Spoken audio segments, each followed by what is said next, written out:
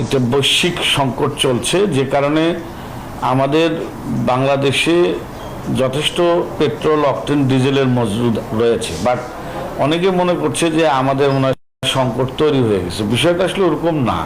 বিষয়টা হচ্ছে যে যদি এরকম সংকট তৈরি হয় যে কোনোভাবেই আমরা তেল বাইরে থেকে নিয়ে আসতে পারছি না, তাতে যাতে আমাদের মজুদ দিয়ে আমরা 2-3 মাস খুব স্মুথলি আমরা এই পেট্রোল, অকটেন, ডিজেল স্বাভাবিকভাবে গ্রাহকের মাঝে পৌঁছে দেওয়া যায়, সেই ব্যবস্থাটি রাখার জন্যই মূলত আমাদের মাননীয় মন্ত্রী মহোদয় জ্বালানি, খনিজ সম্পদ, বিদ্যুৎ ও খনিজ সম্পদ মন্ত্রণালয়ের সাথে আমাদের বিপিসি এবং আমাদের কনসার্ন যারা দপ্তর বা বিভাগ রয়েছে তাদের নির্দেশনা, আমাদের স্থানীয়ভাবে প্রশাসনের যে নিজস্ব যে মেকানিজম সেগুলোকে অ্যাপ্লাই করে আমরা বিভিন্ন সময়ে পাম্পগুলো ভিজিট করে যারা গ্রাহক রয়েছেন তাদের সাথে কথাবার্তা বলে আমরা একটা সিদ্ধান্ত নিয়েছি। অন্যান্য জেলাও কিন্তু আপনারা দেখেছেন ইতিমধ্যে এই ধরনের কার্যক্রম গ্রহণ করেছে।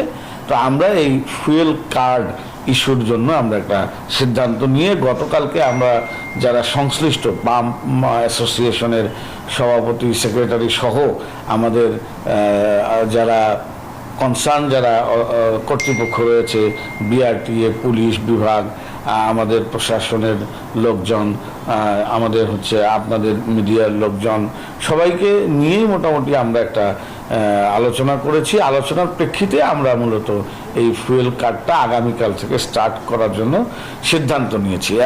প্রথমত হচ্ছে যে আমরা আজকে বলেছি যে আজকেই দেওয়া হবে। এটার কারণটা হচ্ছে যে যেহেতু আমরা আগামীকাল থেকে শুরু করব, যাতে আমরা ম্যাক্সিমাম যারা মোটর সাইকেল চালক রয়েছেন বা আপনারা যারা ব্যবহার করেন তাদেরকে এটা ইস্যু করার জন্য।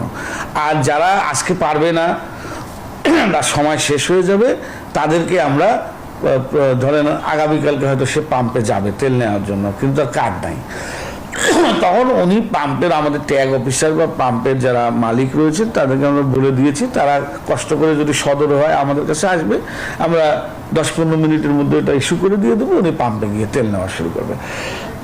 উপজেলাগুলোতে সদর এবং জেলা সদর বাদ দিয়ে উপজেলা পর্যায়ে উপজেলা নির্বাহী অফিসাররা অথরাইজ তারা ইস্যু করছেন। একইভাবে যারা কার্ড ইস্যু যতক্ষণ পর্যন্ত এই জেলার সকল গ্রাহকের এই কার্ড ইস্যু করা সম্পূর্ণ হবে না ততক্ষণ পর্যন্ত আমরা এটা ইস্যু করব।